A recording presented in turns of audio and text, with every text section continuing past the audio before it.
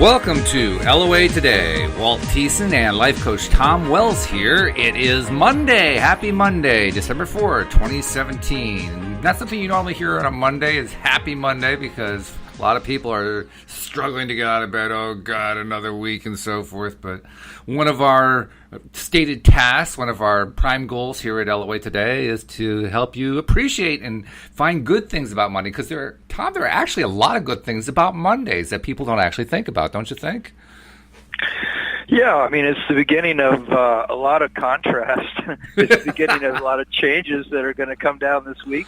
And if we approach contrast from the point of view that there's all kinds of gems hidden within it for our personal expansion, then this week could be an incredible adventure in growth, personal growth and freedom. And there's so much possible every week. Absolutely true. I mean, really, all of what we talk about on LOA Today is about finding silver linings, and that's probably the first thing to do on a Monday morning, find the silver lining. I mean, if for no other reason than you can come up with, well, once today is done, I won't have to do another Monday until next week. If that's the best you can come up with, okay, well, at least it's a start.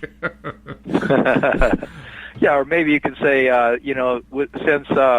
since every moment's brand new, then there's infinite possibilities this week for things to expand. And yes. I don't want to be in the thinking that it's going to be the same old, same old, same old. Right. Maybe something brand new is going to come about this week if I am open within myself to the possibilities of receiving something wonderful. Who knows what it'll be? Yeah, who knows? I mean, it can be almost anything, and it can produce stuff that we don't really expect until we actually, get the day going. So if we start off with the mentality that things are going to be good, then it's amazing how the good things tend to happen. So speaking of good things, Tom. That's what it works. So speaking of good things, any wins lately? Any good things happening in the last couple of days? Well, I've just had some wonderful time with this new woman that I've met in my life. I was married for 15 years and divorced about 7 years ago, and I've been dating for the last 3 years or so, and finally have met someone that is just such an amazing woman. And I found out over this last weekend just what a depth of love that we have for each other. And that's just a huge win for me because wow. Being with somebody that I feel that wonderful with is something that really was my dream. That was my expectation. But to have it happen, it's just really thrilling. Really feels fantastic. That's fantastic. That's more than just a win. That's like a grand slam home run. That's such a good win. That's right. That's what it feels like, And so I'm doing everything I can to just keep good, positive vibes going in that direction without, thinking of reasons. Oh, this can't last. How could this be this good? Well, maybe it is. Why not? I don't see any reason why it can't or shouldn't. I mean, really, it comes down to the two of you anyway. I mean, if you are true to who you are and she's true to who she is, how can it not work? Yeah. So it's just the old thinking, Yeah, that old thinking just kind of keeps haunting us, doesn't it? It just keeps, the subconscious mind just keeps sending this stuff up, and our job is to say, no, I'm going to choose to look at things this way. Yeah, just to relearn a whole new way of looking at life from the point of view of, well, if I'm really creating this, then what I keep thinking about is going to bring me more of the same. So I want to think about the things that I really want here. How about you? What kind of wins have you had? Well, for me, the ongoing win is this is now week 2 of doing the podcast as a daily podcast, which is something that I think I mentioned to you has been something I've been pretty much dreaming about for a few years now, and didn't really know how to make it happen or anything like that. But back when Joel Elston was my regular co-host, he and I used to talk about regularly, almost every podcast, about how great it would be to do like a live drive time show every day and pick people up in the morning and then give them their boost when they come home in the afternoon and so forth. And then Joel had to leave last April, but when he heard that I was setting things up to actually try to do a daily show, he came back. He's going to be doing the Thursday show with me. So, it just goes to show how this stuff works out. But yeah, I'm on an ongoing high doing this thing. In fact, the schedule that we're doing now is Monday through Friday, 8 to 9 a.m. and 4 to 5 p.m. And also our regular podcast that we're doing on Sundays, which is now with David Bartkey. at 11 a.m. These are all Eastern time. And because of that schedule, it meant that Saturday is my day off. And on Saturday, I was in withdrawal.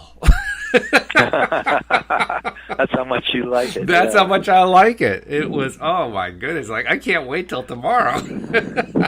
Well, that's a grand slam too, Walt. I mean, anybody who can talk about their work that way, that's fantastic. Yeah, you're providing something that hopefully is going to be really helpful to a lot of people. How many places can you turn on the radio dial, so to speak, and find this kind of positive talk that's hopefully really helpful, that people listen and they go, hey, I can apply this stuff. I can bring this about in my life, or even to be inspired to go on, and find new ways of living that work better, than ways where we embrace suffering, Oh, absolutely. Yeah. And actually that is a main motivator behind doing it now, because as recently as 6 months ago, we were averaging maybe 100, 120 downloads a month, something like that, which isn't a whole lot at all.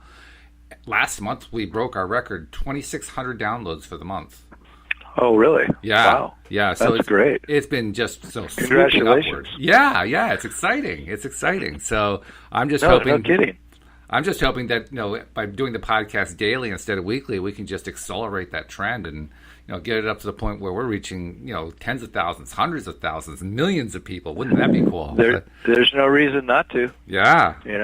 This is exactly the thing the world needs right now, is people talking about, well, how do we face our problems, quote unquote, and actually create real solutions that are going to last, because they're coming from within each individual who's discovering that inner connection to their own peace of mind and their own beauty, and they're showing up in the world knowing that their life can be awesome, and that they broadcast that to other people by their own attitude, their own vibration, and it's a beautiful thing, Absolutely.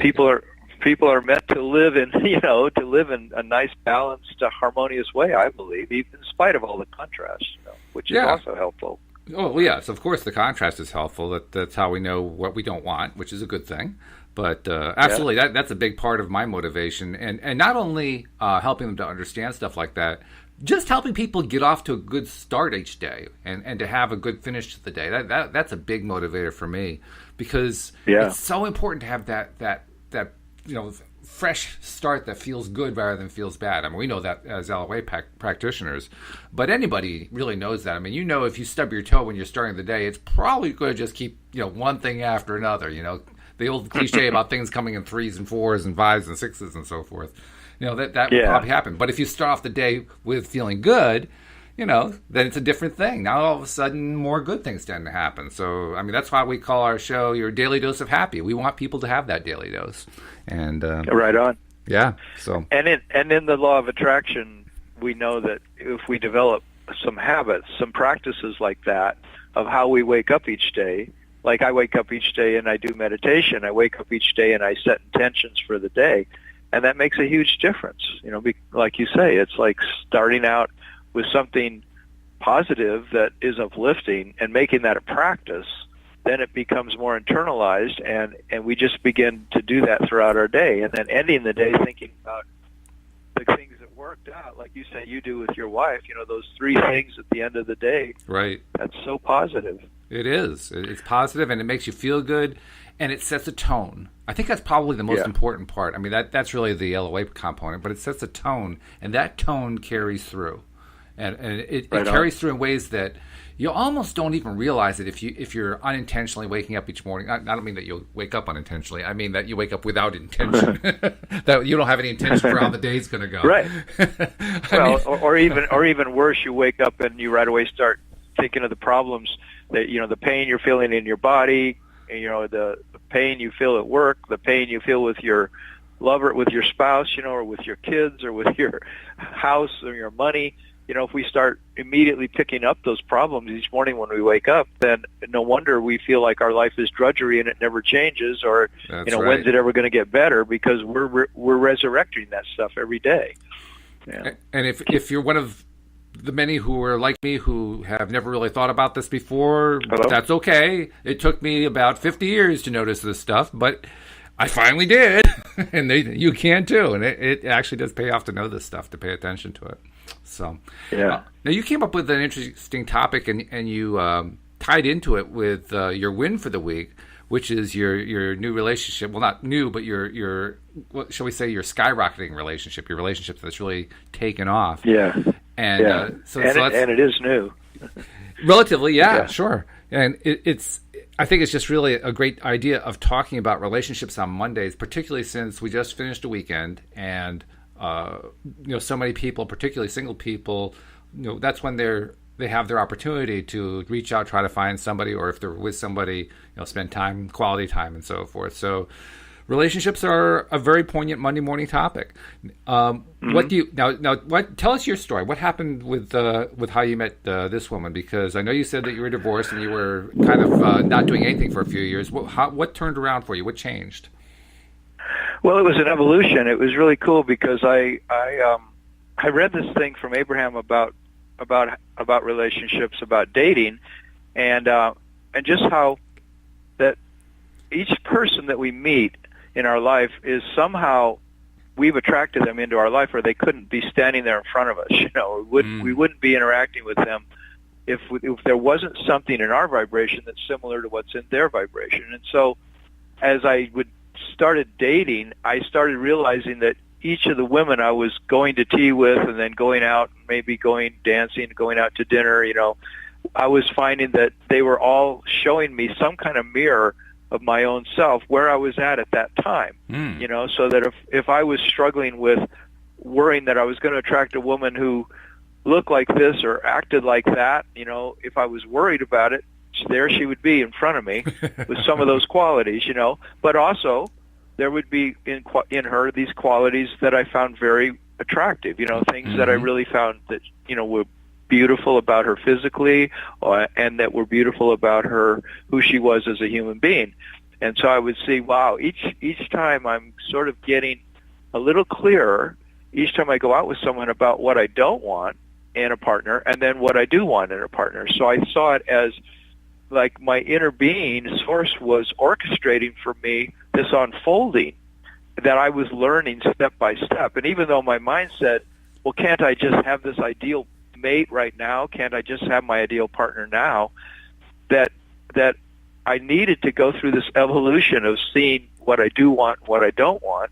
And also I started to realize I'm not ready for a partner. My focus was more on my business. I was still coming out of this other relationship I'd been in. I was still in some grief about that. I had other priorities, and by having these different reflections of these women I was meeting, I was realizing that this was all just showing me where I'm at and where I may want to go.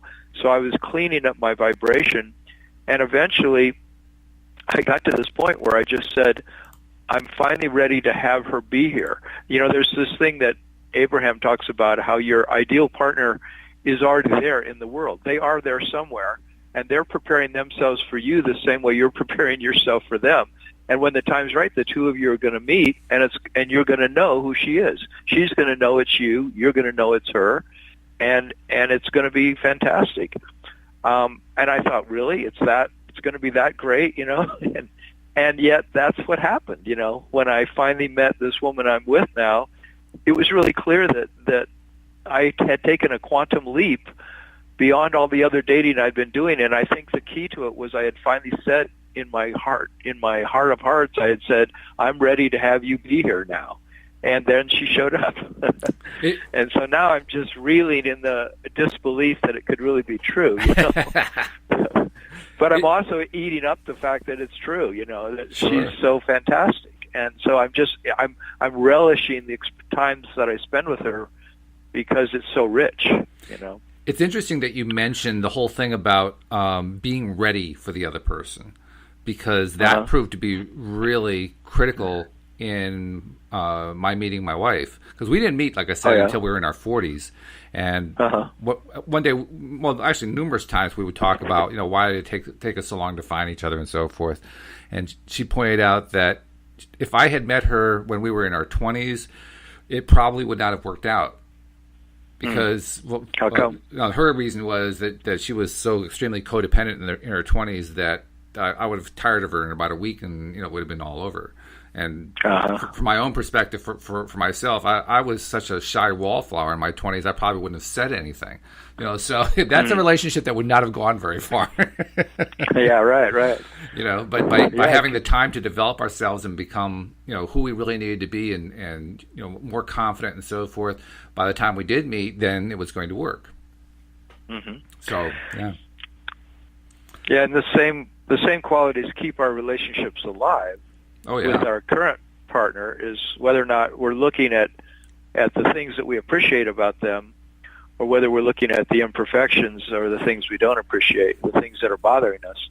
Mm-hmm. And I found that my process of dating was just this continual understanding that I had to focus on the things I appreciate. Like one of the things that Abraham teaches is that if you want to have ideal relationships, get out a notebook and write a whole page of things you appreciate about yourself, for starters, and then you like what I've done is I dedicate a whole page to somebody else in my life. It could even just be another friend of mine, or it could be somebody I've had a relationship with. I start writing down the positive qualities that I remember about that person, everything I can think about that to me is a positive quality. And they say that that's how we tune ourselves to more and more attract into our life the people that we want to have in our life. And in our current relationship, that attracts from the other person more and more of the qualities that we want to see manifest from them.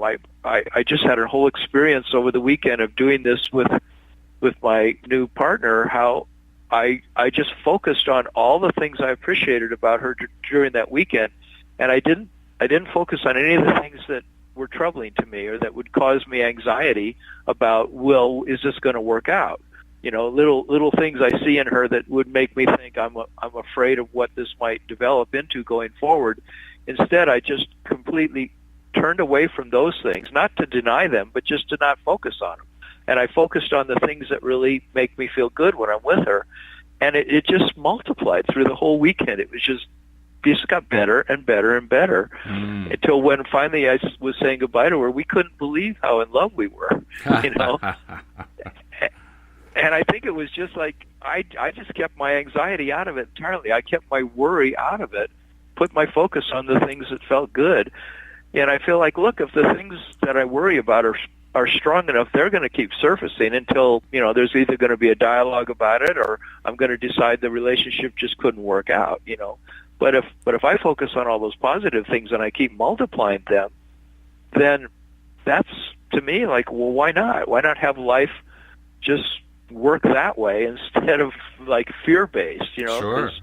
Whatever we're afraid of, we're going to get more of, It's funny you should mention, too, this idea of writing down your likes and dislikes and so forth, because my wife and I met before either of us really knew what the law of attraction was. And before we met, I guess it was about 6 months before we met, she had a cat for 17 years named Shadow, who died 6 months before, and he had been like her constant companion for all those years. And it was kind of a tough loss for her. She was really kind of broken up about losing him. But one of her friends at work asked her, well, are you going to get another cat? And without even thinking about it, she just blurted out, no, I'm going to get a husband. She gave no thought to it at all. It just kind of, like emerged from her being, so to speak. And then she thought about it afterwards. So she decided to sit down and write down what qualities she wanted in a husband. And apparently it was a pretty long list. And then she finished the list. I think it took her a day or two to finish the list. She finished the list and put it away. And then over the next few months, she was asking everyone she knew, do you know any well-balanced, emotionally healthy men? which is still a little bit embarrassing for me to say because she was reaching out for me. But nevertheless, but she was asking people, and she ended up asking a mutual friend who I knew, you mentioned dancing, who I knew through the dance community I was a part of. And her friends, our mutual friend said, "Oh, sure, I know somebody." I don't know why she thought of me because there are probably 300 men in this dance community, but she thought of me for some reason, and set us up to talk. Well, first of all, our friend said to Louise, "Shall I have him give you a call?" And she says, "Well, why don't you ask him first whether he might be interested?" So, long story short, we ended up doing 3 phone calls, 1 per week, and each of these phone calls lasted probably about 3 or 4 hours. I mean, it was clear we were connecting, on an audio level. And then, interestingly enough, we finally arranged to meet, and the meeting was a disaster. Nothing was clicking. We could barely even talk to each other. It was awful. And the following weekend, actually, the person who introduced us to each other had a party because her birthday, my birthday, and another person's birthday are all within a few days, so we're having like a group birthday party. And at the party, she asked me, "So how did it go with Louise?" And I said, "Well, not real well." I told her a little bit about what happened. And she says, "Well, you're going to follow the 3-date rule, right?" I said, "The what?" "What's that?" "Never heard of that." "Oh, the 3-date rule. That's where you have to give it 3 dates before you make a decision." I said, "Really?" Yeah. So I said, "Well, all right." And sure enough, 3 dates later, all of a sudden things were different. They just felt different. I think we were just so keyed up and nervous that we really weren't, we weren't ourselves, either one of us, on that first date. So it took a little time to relax and, just let the process happen. And sure enough, about a year and a quarter later, we were married. So that's great. Yeah, but that list, that's the other thing I was going to mention, the list. I told you how she'd written that list. She remembered that later on and pulled the list out. And you know what, Tom? I matched every single quality on that list. Yeah. It was astonishing. I've heard these stories in other relationships, and it actually happened with my wife and I, who I was married to for 15 years. We both had a list before we met each other. Really? And, oh, wow. And we both satisfied pretty much everything on those lists. I think lists can be a good thing, but I also don't think they're necessary. I think that each time we meet somebody, we're actually tuning ourselves more to what we do want and less to what we don't want. But we have to make a decision to not any longer think about the unwanted characteristics. Yeah, that's the key, because I found that with my own failed relationships leading up to meeting and marrying Louise, my failed relationships really failed quickly. There were no long-term relationships in there. The longest one lasted like a month and a half. That was about it. And it was one after another, cases where I was always finding that this isn't right, that isn't right, and with good reason. Don't get me wrong. These were women I was not well suited to at all. But like you said, I kept focusing on all the things that were wrong with the relationships. I never once, and I'm realizing that now, I never once really focused on what was right about them.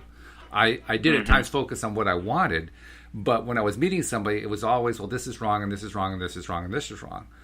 And now that I understand the law of attraction, I understand, well, that doesn't work.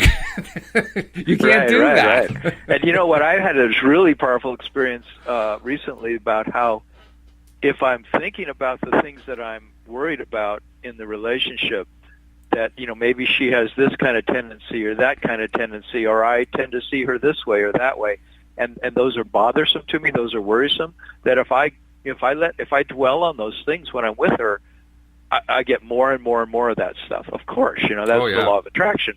But isn't that so odd that, when a person's in, say, a long-term relationship with their spouse and they continually see it getting deteriorating, that's often because, one or more of the partners are focusing on what's deteriorating. They're focusing on the things that they're afraid of that they think are going south on them. And the more they focus on those things they don't like, the more that they're going to see that in the other person. It's uncanny how it just has to work that way, and it's unfortunate in a way. You wish it could just, you could worry about the things, but good things keep happening and good things keep happening. But it's all based on what we're vibrating with.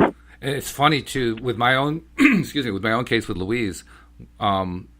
What ultimately changed my pattern, what broke my pattern, wasn't that I still hadn't learned about the law of attraction by then, so I didn't understand how all this stuff worked. All I knew was that, potential relationship after potential relationship was just, crashing and burning on the first try practically. And after a while, instead of knowing how to fix it, I just gave up. I said, I'm just not going to date anymore. I'm just so sick of this. I'm so sick of getting, heartache. I'm so sick of getting burned. Screw this. I mean, I'm just not even going to do this anymore. And it was about a month after that I met Louise. I let go of it. Finally let it go. I let it go. Yeah. Now, did I know what I was doing? No, it was just, I was just burned out. I just couldn't take it anymore. Yeah. Well, you must have, though, had a vibration in there that of all those wonderful qualities that you found in her. Probably. But somehow you let it in, because you let go, and then your vortex, the universe could let it into your life because you were no longer resistant. And that's why we don't get what we want, because we're in fear, we're in resistance. Yeah, and it can't flow to us. I think it was actually more that not so much that I let stuff in more, but I just stopped resisting by focusing on what I didn't want. That was the letting go part. It wasn't so much that I don't think that I had. I honestly can't say that I had any clue whatsoever I was going to meet anybody, or even any hope that I was going to meet anybody. I was feeling really hopeless, but because I let go of, I'm going to try to pick apart everybody I meet, because I just abandoned that alone was enough releasing of resistance to let somebody new in. Yeah. It's interesting, I mean, that idea that our inner being always knows how to deliver to us the thing that we most want, and as it's all about letting go. I mean, a huge part of it is trusting that our inner being, our higher self, who we really are as an infinite being, knows what's best for us. And so there's this combination of you could focus on the desired qualities you want in a job or in a partner or in a friendship, but then, we have to trust that our inner being is going to deliver it to us in a way that's going to be just right for us. So there is a letting go, at the same time as there is a focusing on the attractive qualities that we want. There's also this, we got to take the angst out of it. We got to take the edge off it by being relaxed and trusting that things are going to flow to us, and that's the way the universe is designed. It's designed to bless us, you might say, with a good life, if we trust that it's going to bless us that way. Right, particularly if you've had a string of situations that didn't work out. That becomes even more important. I agree with you 100%. This whole idea of letting go is critical when you've been building up a whole lot of negative stuff about something. You just got to let that negative stuff go. And that's one of the key points is when we've, if I've had a bad relationship, when I got divorced, it was like, well, look, this went wrong and that went wrong and that went wrong. And then it put in me sort of a fear that, well, what if I attract that again? Yes. You hear this story of how people, they attract the same thing over and over and over, one relationship after another. Very They're common. seeing the same qualities are showing up. Yep. And according to Abraham, the reason that happens is because we get fixated on the thing that went wrong, and we get, in a sense, we're terrified that it's going to happen again, and we're so, angry or upset that it could happen again that it naturally it happens again. And you've put into your vortex something that you don't want, then you automatically put into your vortex what you do want.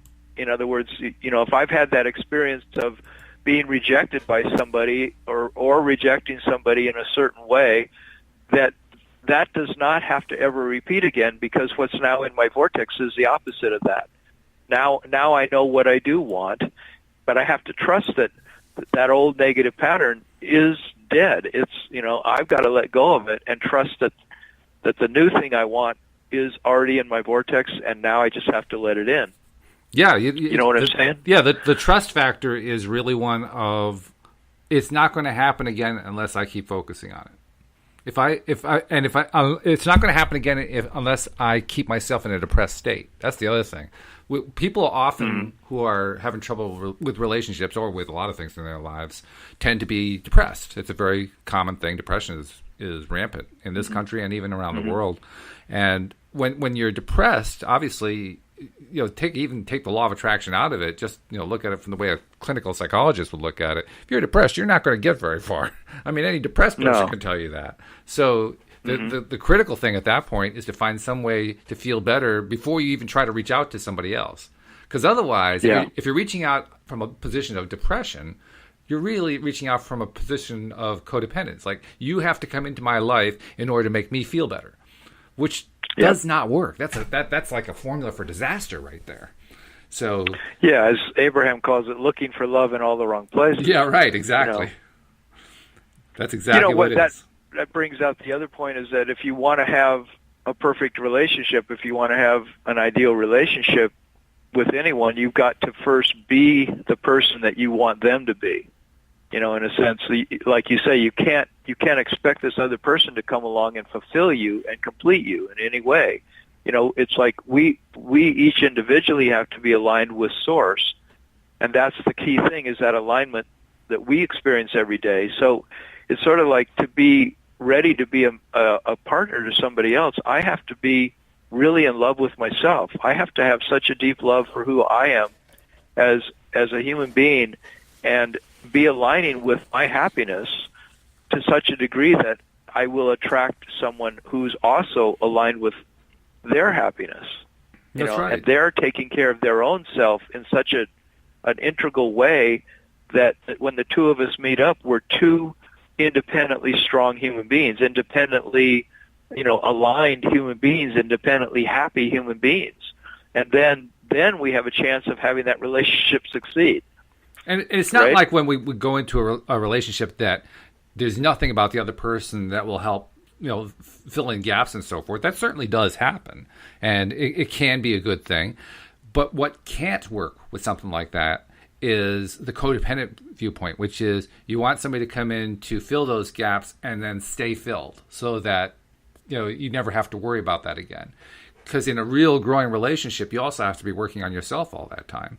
It's just part of being in a healthy relationship, is you're always dealing with your own stuff and trying to get into a better place, get into a better, a happier place, and so on and so forth. You can't make or expect the other person to get you there. You're the one who has to get there. So even when you do meet somebody who fills in some of those holes for you, the last thing you want to do is use that as the opportunity to say, oh, great, wash my hands of it, I'm done. No, it's not the way it works. Yeah, okay, you got somebody who helped fill that in to help lift you up, but now it's up to you to take that opportunity and say, okay, now I'm going to work on this stuff that was always the hard part for me. Now that I got somebody to support me, instead of using that support as something to just lean on like a crutch all the time, because that'll destroy a relationship real fast.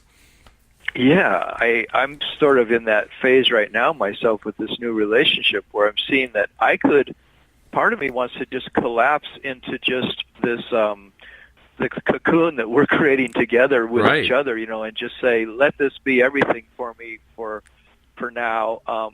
But there's this other part of me that like I even like force myself to separate myself from her sometimes, because I realize that when I go away and I reestablish myself in my own world and then come back and visit her again, that I'm keeping my integrity intact that way. I'm not sort of just collapsing my world into her world.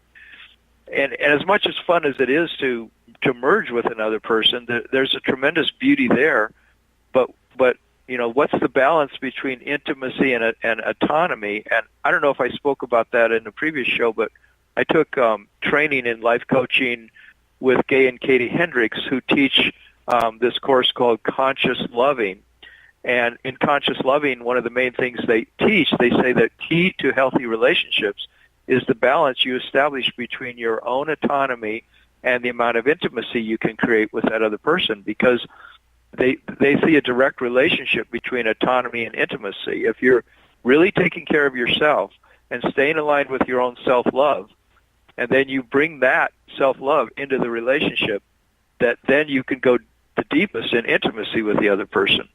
And that really makes sense. That makes sense, because if you didn't do that, let's say you came into a relationship and you were not there to be, like you say, autonomous, to be responsible for your own feelings, for your own self-worth, for your own level of confidence, and so on and so forth.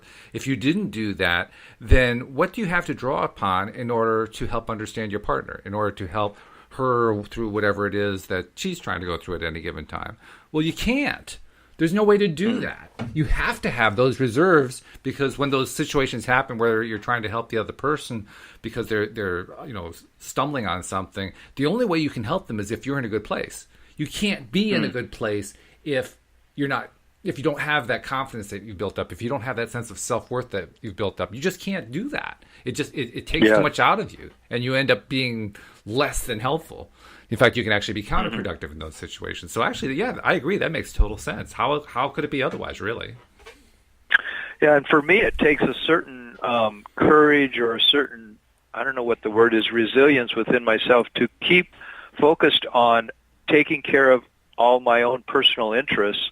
Like I play guitar and I love to go hiking and different things I love, maybe certain subjects that I'm reading about, and following all my own interests is something that I feel like in this relationship, it's really important that I stay keenly aware of how I was creating my own happiness when I was single, and not expect that I'm going to, all of a sudden, those things are going to somehow die or not be active when I'm in this new relationship.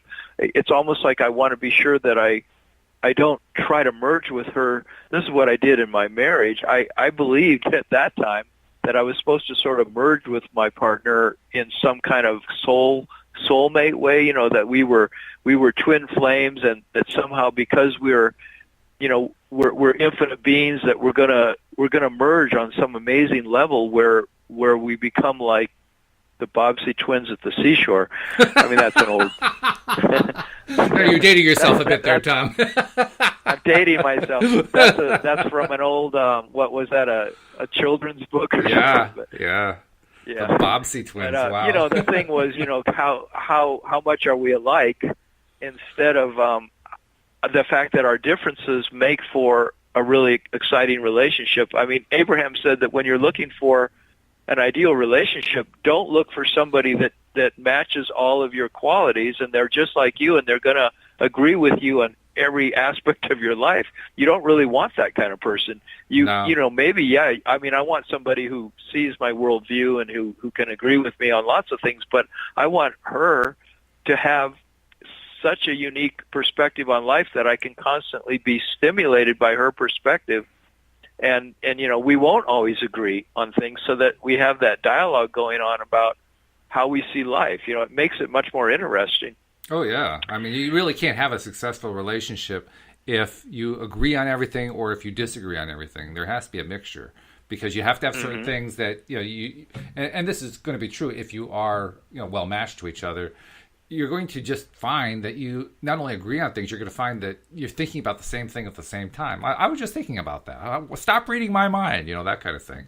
But by the same token, because you're also individuals who just happen to be in relationship, not two people who have merged into one, because you're individuals, you also have different perspectives, and those are vital.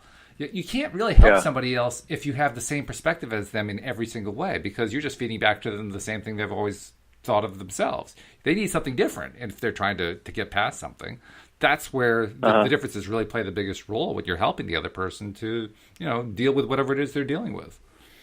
Mm-hmm. And something that's so amazing about that is that I'm learning from law of attraction, things that I read and stuff, is that it's the diversity in the world that makes the world what it is. The fact that there are so many different types of people that are completely polar opposites of each other in many cases, and everything in the spectrum, that's actually what makes life so rich, is that when we let each person have their own idiosyncrasies, then that's what makes makes the world go round, because it just is a constant contrast that stimulates change, it stimulates creativity, it stimulates interesting developments, in communities and in families and in nations. It's all these different people, because sometimes we try so hard to get people to agree with us, or we think that, well, if we could all just agree, like different religions do that a lot, right? If we could all just be Christians, or if we could all just be Muslims, or that the world would work out. If we could all be Buddhists, then everything would work out. But it's not that way. No, it's not. We That's need actually a myth. we need that diversity. Yeah, I agree 100% on that. You'll also mention something that kind of keyed something in my mind. A common belief, which I would describe as a fallacy, is that opposites attract. And it's understandable why people would say that, because if you're opposites, with the ways that you're opposites, you provide that opportunity for the other person filling in the gap, so to speak. And that is attractive because it's nice to have that gap filled in. It feels good. It feels great. It makes you feel more whole than you did before you knew that person. But the thing is, that's not what attracted. We think that it's what attracted. Many people think that's where the attraction happened, but that's not where the attraction happened. The attraction happens on the stuff that's similar. But the opposite stuff is appealing. And I want to point out the difference. There's a difference between attracting and appealing. Appealing is really, it's not about attracting. It's just, it feels, it's interesting. It has a positive connotation to it. But that's not the actual attracting part. Yes, focusing on positives helps us to attract, but it isn't actually the positive itself that does the attracting. We're the ones who do the attracting because of our vibrational level. It's a subtle distinction, but it's an important one. I think I remember Abraham actually saying at one point that opposites do not attract. It's impossible for opposites to attract. Yeah, right. I see what you're saying. It's only the same vibrations that can attract. It also, though, brings up the idea that I see, like, let's say you're a painter or a sculptor, and you're in the midst of doing your artwork. Well, there's these the real positive parts that you're creating on that sculpture, are continually telling you the next thing to do. But the parts that are unformed yet, the parts that are like on the painting, say that you don't yet know what's going to go in that part of the painting, if you're just creating it completely from imagination, that those areas become like the unknown, right? And from the unknown, if we open to the unknown, then interesting things can come out of that. Some of the most creative things, I think, probably come from the fact that we don't know what's coming next. Like if you have a partner and you don't know, how she or he is going to react in a certain situation or what they might bring into your life, that's a source of interesting contrast, because it could be something that you think is going to be detrimental in your life or harmful, but if you have an attitude from that unknown, interesting and beautiful things could emerge that could be incredibly. They could teach you. You could learn whole new things that could cause you to expand in ways you never imagined before. So maybe that's some of what the value of the not knowing, in somebody that you meet who is really different than you. That could be. Yeah, go ahead. No, that could be. That makes sense.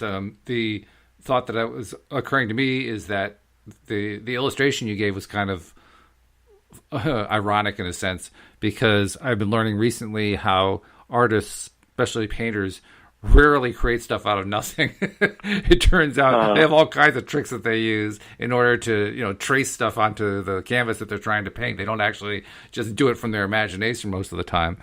But you're also right that on those occasions when an artist does do something strictly from their imagination, it's going to be kind of wild, kind of out there, and so you never really know what you're going to get out of it. And if you're willing to be open to it, you can get some pretty good stuff out of it. I think that's probably, I'm not an art expert at all, so I'm kind of speculating outside of my realm here, but I get the impression that, for instance, Impressionism, I get the impression about Impressionism. Impressionism is about a feeling that comes from an abstract presentation of something, and I'm sure that abstract side of it came out of their imagination, because they weren't actually seeing these weird shapes and these weird colorings on whatever subject they were painting. They saw it in their mind's eye and they painted it that way. So I don't know, that's a little bit off topic. It's just an interesting aspect about relationships. Yeah. About being with somebody who's not just going to agree with you on everything, and then to see how much that does expand our universe by being in those kind of situations. We should probably also address relationships that are not intimate personal relationships, because there are other kinds of relationships that people get stuck on. I mean, the first one that comes to my mind is work relationships. If you have tough work relationships, it can make your life at work pretty tough. And oh yeah, you often have to deal with this kind of stuff depending on what your work environment is. I guess on the really horrible side of it / good side, lately there's been all this stuff coming out about sexual harassment in the workplace and all these famous people who are being accused all at the same time. It's created like a snowball effect. And the good news is that it's all coming out. The bad news is that it happened, but the good news is that it's coming out, and maybe there's actually going to be some positive change about this kind of thing. But it doesn't have to be anything that extreme. It can be just more mundane difficulties in the workplace. There can be somebody, I can think of one person I worked with who I actually got along with fairly well, but he could be kind of abusive. And, it wasn't like an all the time thing, but if it happens sometimes, if it happens often enough, it just kind of piles up inside your subconscious mind, if you know what I mean. And that's unhealthy. And you need to have strategies to deal with that. Well, I think that's something we should address. How do you deal with that? Yeah, well, in any kind of relationship, there's the one aspect, like Abraham said, if you want improved relationships, focus on the positive qualities in yourself and in others and make lists of those positive qualities, and you'll start seeing more and more and more of that show up. And that's a very powerful thing. And there's also, to call a spade, you've got to draw boundaries with people. Like if you're in an abusive relationship and it's clearly the things that are happening are, unwanted behaviors from the other person, well, then they have to be named, and there has to be discussions about these behaviors, and there has to be a way to have a dialogue with the other person that is a healthy dialogue that will then enable each person to express what their wants and needs are in that relationship, and then what their requests of the other person are. And there's a lot of, techniques out there. I'm thinking especially like of the work of Harville Hendricks, Hendrix. I know who he is. Think. Yeah. Of how you create this dialogue, and I think we talked about it on the last call we were on. Creating a dialogue with your partner, where you get to listen to their wants and needs, and then you feed back to them, and then you arrive. You express yourself, and they listen to you and feed back to you what they're hearing you say, so that you can both arrive at understandings about the situation, so that it doesn't go on and become a festering wound in that relationship, that somebody is feeling abused and the other person is being the abuser, and all that stuff. Right. Yeah, it's interesting It's interesting you mentioned Harville Hendricks, because I have a client actually, a website development and hosting client who specializes in the teachings of Harville Hendricks in his practice. He's a psychotherapist. So the fact that you mentioned that, I said, oh yeah, I know who that is. But yeah, you're right. I mean, that kind of thing is vital to address. Another thing, this is something that the LOA circle brings to the table in a really nice way, is that we can focus, kind of like what you're doing with your partner, we can focus on the stuff that we like, and we can, in a sense, sort out the stuff we don't like, and decide that we're going to get excited about the stuff that we like and only react to that and only relate to that. And any time that the stuff that we don't like happens, you can literally walk away from it. I mean, if it's your boss and your boss has you on the carpet, you can't walk away from it. But most of the time in the work environment, if something is happening, you can walk away from it. Even if it means taking like a 5-minute break to get away from it, you can get away from it. And if it's something where the person is in your face, well, unless it's even if it's your immediate supervisor, you can go to his supervisor or her supervisor. You can go up a level and say, look, I've got this thing going on here. And, most of the time I get along with this person, but there's this other side. And it's interfering with my ability to get my job done. It's wearing me down in my private life. And this is not a good thing. So there are a lot of things you can do to adjust the way you're looking at the situation. And in the process, set yourself up so that you're only tending to attract the good stuff that you want, and it may even result in changes in personnel where all of a sudden that person goes away and somebody else replaces them, and it comes like out of the blue, just because you're focusing on the right stuff. That's exactly the way it works, and the same with your partner in marriage or dating or anything. Like like we were saying earlier, focusing on the stuff that we want and minimizing our focus on the stuff we don't want. It's the same as if you have an illness. If you focus on the symptoms and you really get into them and really notice your symptoms over and over again, and that just becomes your complete preoccupation is the amount of pain you're having. Well, it's understandable, when we're in pain, and it's hard to take our focus off it. But you still have to. There are a lot of things where we're overdoing it to the degree that we're keeping it extremely alive, and we're making it much more sensitive than it needs to be.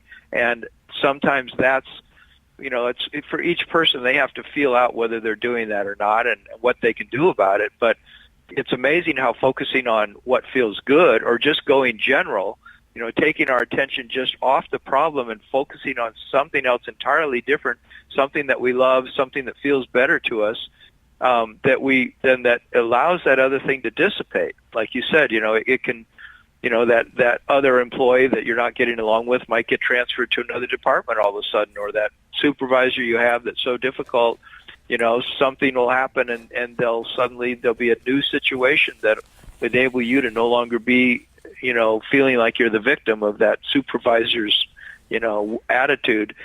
But so much of it comes from our vibration, what we decide we want to focus on. And I love the thing that Abraham says is make problems like bumps in the road rather than like big deals, instead of making them into mountains. So if we can do that in our relationships, like when something is not pleasing us, can we somehow look at it as not a huge deal, but something that can be overcome, and that we can get around every obstacle. So it's just a question of, well, if I just let this be a little bit, I focus on the things I appreciate, will this obstacle just disappear over time? Or sometimes you need to go have that talk with that person, but then let it go. How can we let these things go? And how can we recognize it in the first place? I what you were talking about brought to mind that we had some company over the weekend, and it was mostly a good visit. But there was one point in the visit where one of the people who visited us was talking about a political issue that's very prominent today, and he was really vehement about it. He was getting angry about it, and he just kept focusing on it and focusing on it and focusing on it, to the extent that I was actually getting pretty tired of it pretty quickly. So I was trying to point out to him, well, the longer you focus on it, the more it happens, and maybe we should focus on this instead. And he kept pulling me back. Until we recognize that we're doing it. That's the first step. We have to recognize that we're doing it. We have to pay attention to ourselves and say, geez, am I stucking myself, if you know what I mean? Am I sticking myself in a place that I can't break away from because I insist on focusing on this negative stuff that's going on? Because until you notice that you're doing it, it's easy to not notice it when you aren't deliberately noticing it. You know what I mean? Does that make sense to you? Yeah. Well, it totally makes sense. But and also, it's easy to feel like that I don't know any way out of not focusing on it. Right? When the problem feels really heavy in our body and we feel it in our guts and everything, it's like how do you just say, oh, I'm not going to focus on this problem. It's possessing us. It's feeling like everything, and we feel it as sadness or disappointment or regret or anger. That's when it's difficult to believe that, oh, I'm just going to take my focus off the problem, put it on what the solution would be. But that's where sometimes we have to sit with it. We got to feel it, and then eventually say, okay, what would be a better feeling than this? How could I begin to move away from this? A lot of people don't believe that taking their focus off the problem is helpful. They think if they take their focus off the problem, that they're copping out. Yeah, that's true. The situation. Yeah, I've heard that a lot, especially in the last year. People who were unhappy with how the election of last year turned out very often say exactly that kind of thing, that, I've got to focus on this. This is important. That you can't just let this stuff go. And my answer is always, yeah, you can. You really can. And it's a good thing to do. Yeah. Well, but I mean, it's a tricky thing. Like if you're in an abusive relationship and your partner's, you know that they're abusing you, you can't just like let it go. You have to address it. You have to either get out of that relationship, or you have to get into a really constructive dialogue with that person, maybe with the use of a therapist, where you're going to address that abuse. And I feel some way that's true in governments too. It's like, how do we not address abuse if we feel like it's coming down the pike? If someone is taking advantage of us, like these women who are stepping out and naming these men who were sexually abusive, it seems like, well, that has to happen. There has to be the naming of it. Then the question to me is, okay, then where do we go from there? Once we've named it and it's out in the open, now how do we have healing take place? How do we move in the direction that we want to go? And that's where focusing on the positive aspects of our lives and, charting a new way forward becomes so important.